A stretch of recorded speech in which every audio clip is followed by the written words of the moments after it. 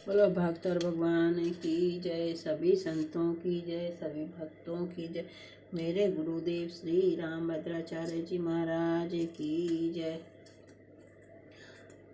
अब आप पिछले एपिसोड में आपने 9 योगेश्वरों के नाम सुने। अब आप श्री हरि ध्याननिष्ठ भक्तगण श्री श्रुतदेव जी की का वर्णन सुने। देवाक्षेत्राणि तीर्थानि दर्शन स्पर्शनार्चनैः शनैः पुनन्ति कालेन तदप्यहर्तमेक्षयाः। देवता, पुण्य क्षेत्र और तीर्थ आदि तो धीरे धीरे बहुत दिनों में पवित्र करते हैं, परंतु महापुरुष अपनी दृष्टि से ही सबको पवित्र कर देते हैं। मिथिला में वहाँ के नरेश महाराज बहुलाश्व भगवान के भक्त, अहंकारहीन तथा प्रजावत्सल थे। उसी नगर में श्रुतदेव नाम के भगवान के परम भक्त निर्धन ब्राह्मण भी रहते थे। श्रुतदेव विद्वान थे, बुद्धिमान थे और गृहस्थ थे, किंतु वे अत्यंत शांत स्वभाव के थे। विषयों में उनकी तनिक भी आसक्ति नहीं थी। भगवान की भक्ति से ही वे संतुष्ट थे। बिना मांगे जो कुछ मिल जाता उसी से वे जीवन निर्वाह करते थे। एक दिन का घर का काम चल जाए, इससे अधिक वस्तु बिना मांगे मिलने पर भी वे लेते नहीं थे। वे कल के लिए संग्रह नहीं करते थे। संध्या, तर्पण, देवाराधना आदि शास्त्र संपन्न अपना कर्तव्य विधि पूर्वक करते थे और भगवान की पूजा तथा ध्यान में लगे रहते थे। महाराज बहुलाश्व भी सदा भगवान के स्मरण पूजन में ही लगे रहते थे। भगवान को प्रसन्न करने के लिए महाराज यज्ञ, दान एवं गौ ब्राह्मण तथा अतिथि का पूजन आदि बड़ी श्रद्धा से करते थे। जब श्री सत्यभामा जी के पिता सत्राजित को शतधन्वा ने रात में छिपकर भवन में प्रवेश करके मार दिया, उस समय श्री राम कृष्ण द्वारिका में नहीं थे। समाचार पाकर वे हस्तिनापुर से आए। शतधन्वा भय के मारे घोड़े पर बैठकर भागा। बलराम जी के साथ श्री कृष्णचंद्र ने उसका रथ में बैठकर पीछा किया। मिथिला नगर के बाहरी उपवन में पहुंचकर शतधन्वा मारा गया। उस समय श्री कृष्णचंद्र तो द्वारिका लौट गए, किंतु बलराम जी मिथिला में महाराज बहुलाश्व के समीप चले आए। महाराज की भक्ति, सेवा तथा प्रेम से प्रसन्न होकर द्वारिका से बार बार संदेश आते रहने पर भी श्री बलराम जी मिथिला में लगभग 3 वर्ष रह गए। फिर मिथिला नरेश को संतुष्ट करके वे द्वारका गए। जब से महाराज बहुलाश्व और विप्र श्रुतदेव ने सुना कि भगवान श्री कृष्ण मिथिला के बाहरी उद्यान तक आकर लौट गए, तब से उनका हृदय व्याकुल रहने लगा। दोनों को ही लगा कि अवश्य हमारी भक्ति में, हमारे प्रेम में ही कमी है। भगवान तो दया सागर हैं, वे तो अकारण दया करते हैं। अवश्य हम में कोई बड़ी त्रुटि है, जिससे इतने समीप आकर भी भगवान ने हमें दर्शन नहीं दिए। दोनों और भी प्रेम से भगवान की पूजा तथा उनके नाम जप में लग गए।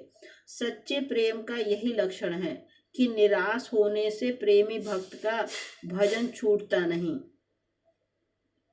उसे अपने में ही कुछ त्रुटि जान पड़ती है। इससे उसका भजन और बढ़ जाता है। ब्राह्मण श्रुतदेव तथा राजा बहुलाश्व तक पर कृपा करके उन्हें दर्शन देने के लिए श्री द्वारिका नाथ रथ पर बैठकर मिथिला पधारे। भगवान के साथ देव ऋषि नारद, वामदेव, अत्रि, व्यास जी, परशुराम जी, असित, आरुणि, सुखदेव जी, बृहस्पति, कंडव, मैत्रेय, चयन आदि ऋषि मुनि भी द्वारिका से मिथिला आए।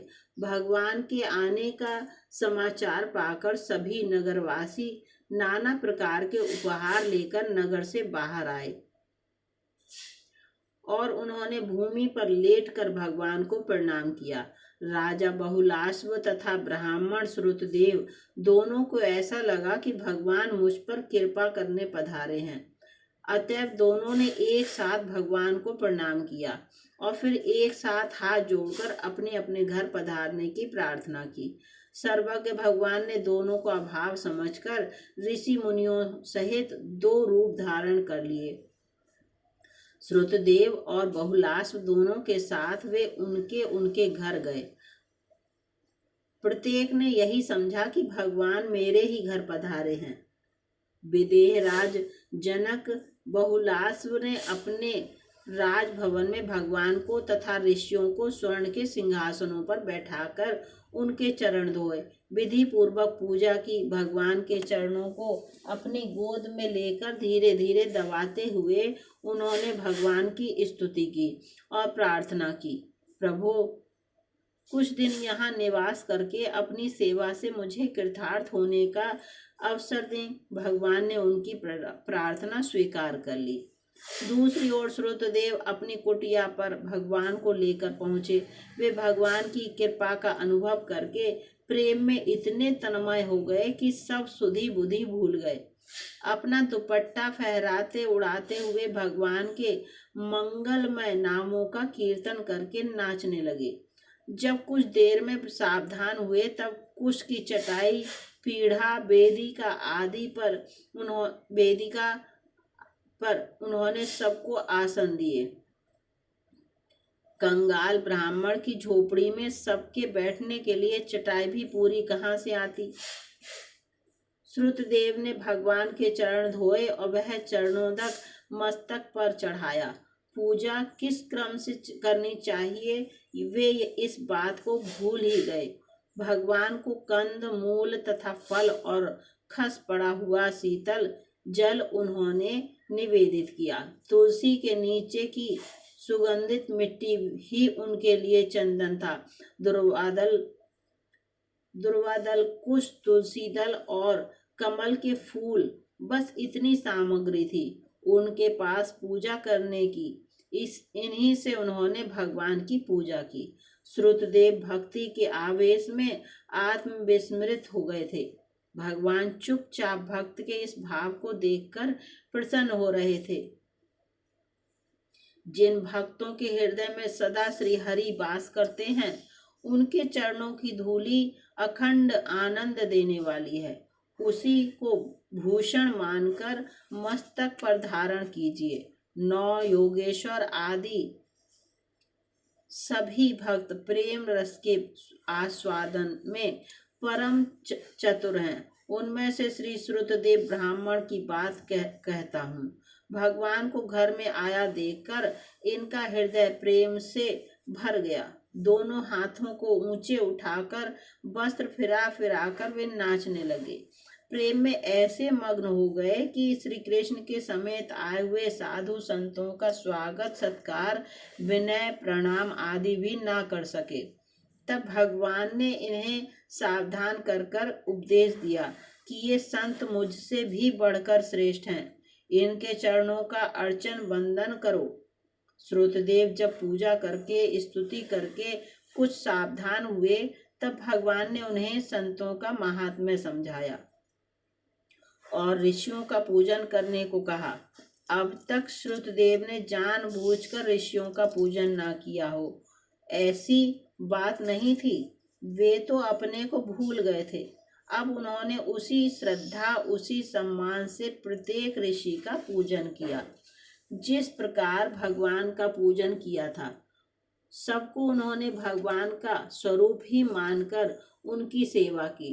श्रुतदेव की जिस झोपड़ी में बैठने के लिए पूरे पीढ़े और चटाइयां भी नहीं थीं, उसी झोपड़ी में ऋषियों के साथ समस्त ऐश्वर्यों के स्वामी द्वारकानाथ प्रभु उतने ही दिनों तक रहे जितने दिन वे जनक के राजमहल में रहे। एक कंगाल और एक राजाधिराज दोनों श्री कृष्णचंद्र के लिए समान हैं। यह उन्होंने वहां प्रत्यक्ष दिखा दिया। कुछ दिन वहां रहकर राजा बहुलाश्व तथा ब्राह्मण श्रुतदेव से विदा लेकर वे द्वारिका लौट आए। बहुलाश्व तथा श्रुतदेव उन आनंद कंद मुकुंद का चिंतन करते हुए अंत में उनके धाम को प्राप्त हुए। बोलो सभी संतों की जय। बोलो जनक जी महाराज की जय। मुकुंद की जय। संतों की जय। मेरे गुरुदेव श्री रामभद्राचार्य जी महाराज की जय। अब आप आगे के एपिसोड में श्री अंग जी की कथा सुनेंगे। बोलो अंग जी महाराज की जय।